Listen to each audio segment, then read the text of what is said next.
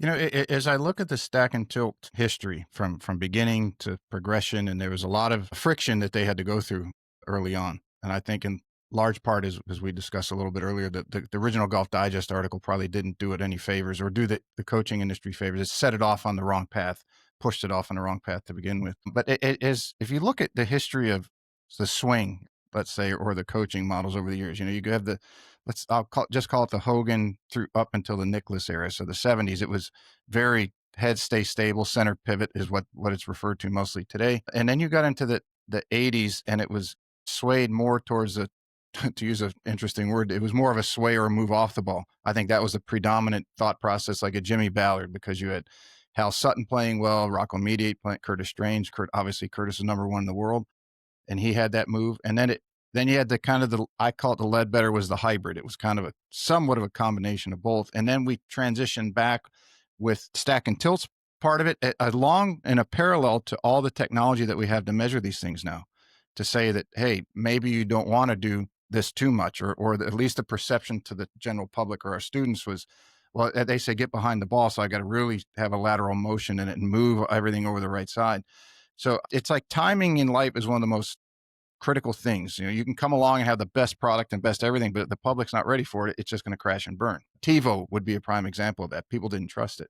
But it just seems like, although, again, you guys had a lot of kickback in the beginning, I think, because it went against the common thought process, especially at the time. But this trajectory has somewhat paralleled, and that, as well as the life cycle of coaching and the swing in general, it's come back to where stack and tilt is not the anti-establishment teaching as much as it might have been thought to be. And that's all leading to a question is, do you see a particular reason why stack and tilt seems to be, I'll just say attacked, or maybe not attacked anymore. Maybe it might have been attacked, would have been a better word years ago, but seems to be such a controversial system. Everybody's your friend until you put pen to paper, like until you write something down. And, one of the criticisms that is thrown at the system is, well, there's thousands of different ways to swing. And the response I would give to that is, yes, there is.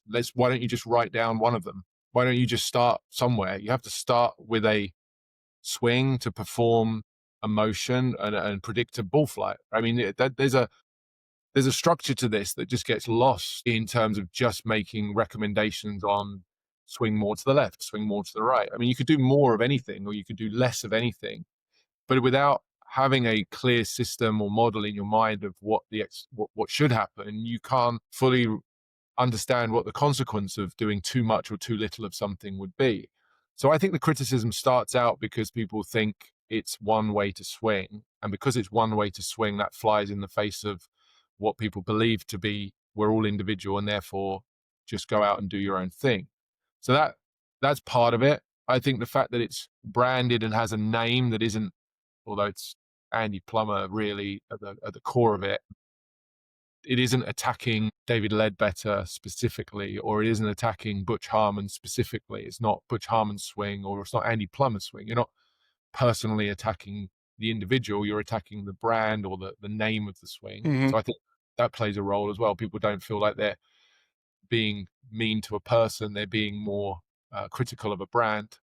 So I think those are two of the things. I also take your point that, when it came out, it went against the grain of what was currently on vogue in terms of teaching, shifting or resisting, turning into the trail side. Yes, resisting was the big one that I never understood that one. I say keeping the trail leg. Keeping the trail flexed was certainly a big part of Ledbetter's teaching. And so it went against the grain. And then you've got this entire industry of people who are trying to fight for relatively small space, I guess, in some ways. This industry is full of people trying to get their head above the ground to be recognized and seen. And therefore, if you've been teaching in a particular way and then someone comes along and says you've been doing it wrong, there's going to be pushback.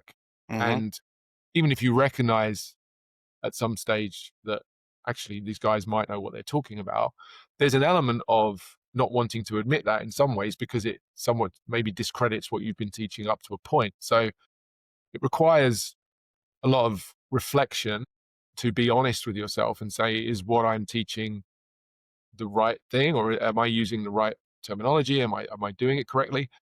And unless you're in a position where you're comfortable saying you know what, I think I've got this wrong and I need to change tact on certain things. I'm not necessarily saying everything, throw the kitchen sink out, but you may need to change your opinion on some things, and that requires a level of reflection and admitting you might have been wrong that a lot of people aren't prepared to do either. So